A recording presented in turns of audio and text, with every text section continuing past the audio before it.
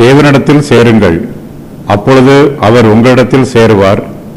பாவிகளே, உங்கள் கைகளை சுத்திகரியுங்கள். இருமனம் உள்ளவர்களே, உங்கள் இருதயங்களை பரிசுத்தமாக்குங்கள். நீங்கள் துயரப்பட்டு துக்கித்து அழுங்கள். உங்கள் நகைப்பு துக்கிப்பாகவும் உங்கள் சந்தோஷம் சஞ்சலமாகவும் மாறக்கடவது. கர்த்தருக்கு முன்பாக தாழ்மைப்படுங்கள், அப்பொழுது அவர் உங்களை உயர்த்துவார். கர்த்தருடைய பிள்ளைகளாகிய நாம் தேவனிடத்தில் சேர வேண்டும். தேவனுக்கு விரோதமாக கலகம் செய்த நம்முடைய இருதயம் மனம் திரும்ப வேண்டும். தேவனுடைய பாதபடியில் நம்முடைய இருதயத்தை சமர்ப்பிக்க வேண்டும். தேவனை விட்டு விலகி போன நம்முடைய ஜீவியத்தில் மாற்றம் உண்டாக வேண்டும். தேவனோடு ஐக்கியமாக ஜீவிப்பதற்கு நம்மை ஒப்புக் கொடுக்க வேண்டும். நாம் இதுவரையிலும் உலகத்தில் சேர்ந்திருந்தால் அதிலிருந்து பிரிந்து வந்து தேவனிடத்தில் சேர வேண்டும். நாம் தேவனிடத்தில் சேரும்போது அவர் நம்மிடத்தில் சேருவார். கர்த்தருடைய பிள்ளைகளாகிய நாம் நம்முடைய கைகளை சுத்திகரிக்க வேண்டும். கர்த்தரிடத்தில் சேருகிறவர்கள் சுத்தமுள்ளவர்களாக இருக்க வேண்டும்.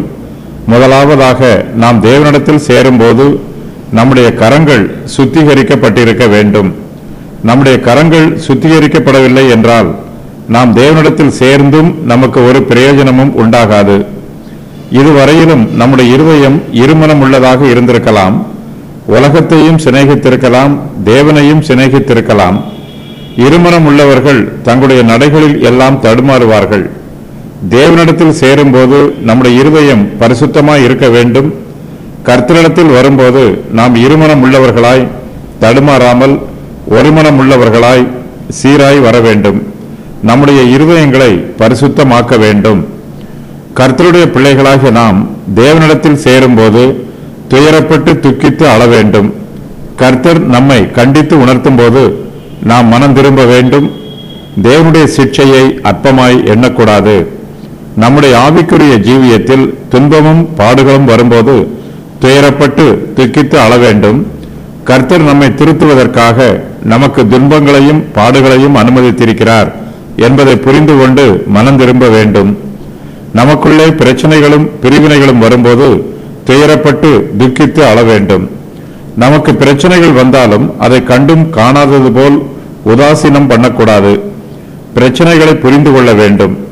கர்த்தருடைய சமூகத்தில் அது நிமித்தமாய் துயரப்பட்டு துக்கித்து அழ வேண்டும். நமக்குள்ளே யுத்தங்களும் சண்டைகளும் வரும்போது நாம் துயரப்பட வேண்டும். நம்முடைய அவயவங்களில் போர் செய்கிற இச்சைகளும் நம்முடைய இருதயங்களில் பாவங்களும் இருப்பதினால்தான் நமக்குள்ளே யுத்தங்களும் சண்டைகளும் வருகிறது என்பதை புரிந்து கொண்டு அது நிமித்தமாய் துயரப்பட்டு துக்கித்து அழ வேண்டும். கர்த்தருடைய பிள்ளைகளாகிய நாம் தேவனிடத்தில் சேரும்போது நம்முடைய நகைப்பு துக்கிப்பாகவும் நம்முடைய சந்தோஷம் சஞ்சலமாகவும் மாற வேண்டும். நாம் இப்போது சமாதானமாகவும் சந்தோஷமாகவும் இருக்கலாம். ஆனாலும் துக்கமான காலம் ஒன்று நமக்கு வரப்போகிறது என்பதை எதிர்நோக்கி பார்க்க வேண்டும். நிலைமை மோசமடைவதற்கு முன்பாக நம்முடைய நகைப்பையும் சந்தோஷத்தையும் நிறுத்திவிட்டு துக்கப்படவும் சஞ்சலப்படவும் துவங்க வேண்டும். நம்முடைய மாம்ச பிரகாரமான நகைப்பும் சந்தோஷமும் நம்மை விட்டு நீங்க வேண்டும். இவையெல்லாம் மாயையான சந்தோஷங்கள். இவை மாம்சத்தின் இச்சைகள். நம்மிடத்தில் மாம்ச பிரகாரமான நகைப்பும் சந்தோஷமும் இருப்பதற்கு பதிலாக பக்தி விருத்திக்கு ஏதுவான துக்கிப்பும் சஞ்சலமும் நிரம்பி இருக்க வேண்டும். கர்த்தருடைய பிள்ளைகளாகிய நாம் தேவனிடத்தில் சேரும்போது அவருக்கு முன்பாக நாம் தாழ்மைப்பட வேண்டும். அப்பொழுது அவர் நம்மை உயர்த்துவார். நாம் செய்த தீமையான காரியங்களை நினைத்து நாம் துக்கப்பட வேண்டும். தேவ சமூகத்தில் நம்மை தாழ்த்த வேண்டும்.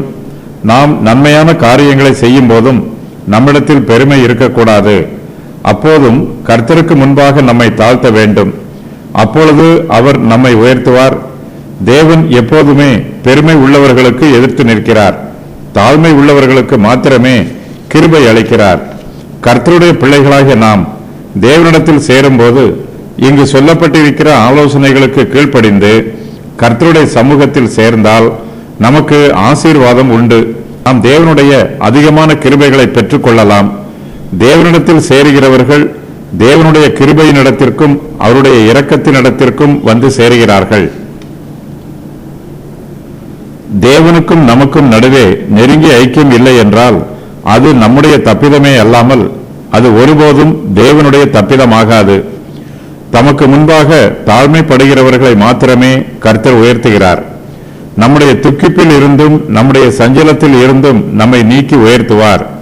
பிரச்சனைகளில் இருந்தும் பாடுகளில் இருந்தும் வேதனைகளில் இருந்தும் தேவன் நம்மை நீக்கி நம்மை உயர்த்துவார்.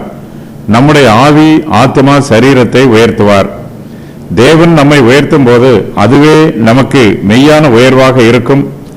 தேவன் நம்மை உயர்த்தும் போது நாம் துன்பத்தில் இருந்தாலும் அது நமக்கு ஆறுதலை தரும்.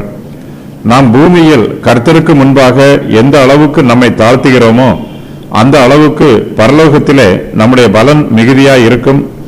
பூமியிலே தாழ்மை, பரலோகத்திலே மேன்மை. இதுவே கர்த்தருடைய வழி. பூமியிலே சிலுவை, பரலோகத்திலே கிரீடம். இதுவே கர்த்தருடைய ஆசீர்வாதம். தேவனுடைய சமூகத்தில் நாம் செய்த பாவங்களுக்கு துயரப்பட்டு துக்கித்து அழும்போது தேவனுடைய இரக்கத்தை பெற்றுக்கொள்ளலாம். பாவம், பாவ சந்தோஷம் ஆகியவற்றின் வகைகள், யுத்தங்களும் சண்டைகளும், பாவ இச்சைகள், கொலைகள், இச்சித்தல், விபச்சாரம், உலக மனுஷரோடு சிநேகம், பொறாமைகள், பெருமை, பாவத்தில் நகைத்தல், பாவத்தில் சந்தோஷப்படுதல், துக்கித்து அழுகிறவர்களும் துயரப்படுகிறவர்களும் தரையில் படுத்து புழுதியில் உருண்டு தங்களுடைய பாவங்களுக்காக மனம் வருந்தி அழுவார்கள். அவர்கள் பாவம் மன்னிக்கப்படும் போது அவர்கள் தரையில் இருந்து எழும்பி தூய்மையான வஸ்திரங்களை தரித்துக் கொள்வார்கள்.